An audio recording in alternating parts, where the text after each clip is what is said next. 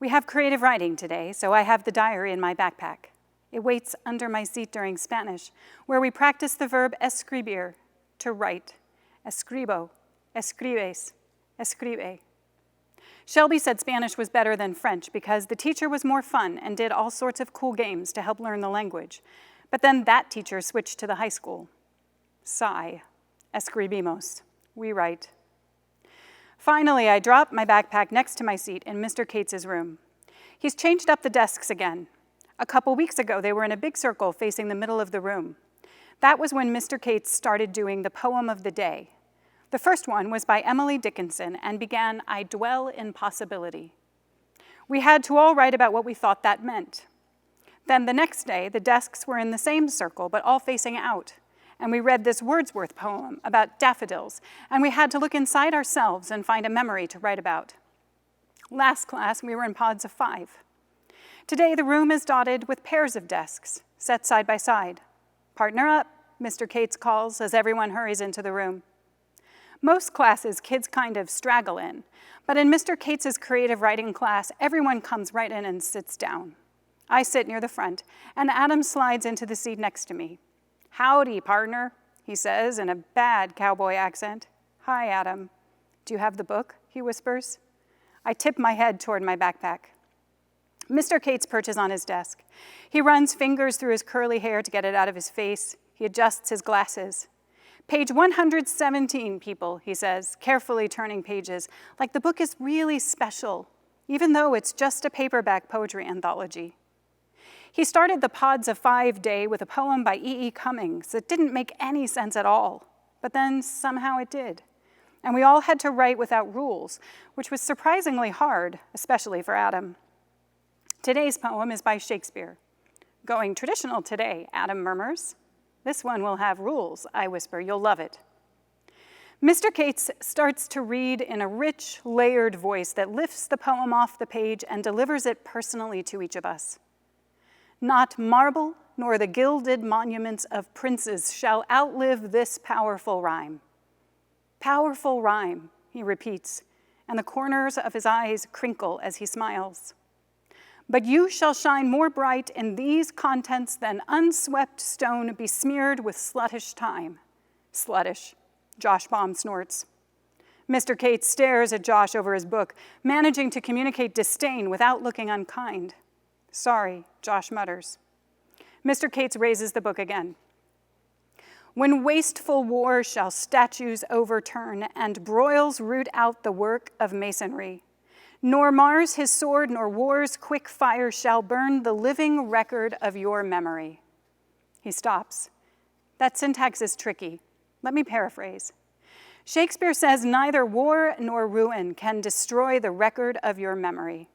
And what's the record? Josh? Miranda? Miranda flips her hair. The record is the poem? Is that right? Sure is, Mr. Cates beams. Nothing will destroy your memory because it lives forever in rhyme. This powerful rhyme. Next line. 'Gainst death and all oblivious enmity. What is all oblivious enmity? No one speaks up. He prompts, enmity? Like enemy, Micah suggests. Mr. Cates nods. Yes, it's a feeling of hostility. So then, what is all oblivious? Adam?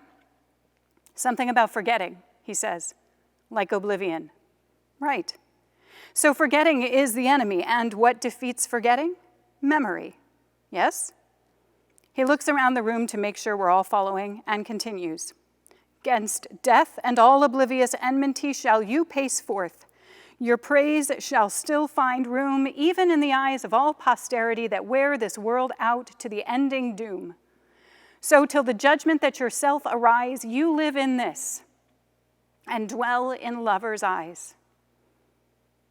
He lets the silence hang in the room before he asks the now familiar question. What does it mean? I say, it means the person he loves will, live forever in the poem. Adam adds, and the poem lasts even when other kinds of monuments are gone.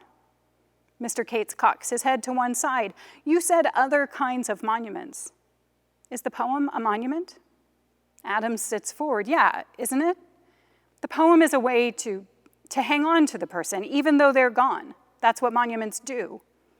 But it's kind of dumb, says Kendall. Monuments are, stone and stuff that would totally last longer than a poem. I mean, a poem is just a piece of paper.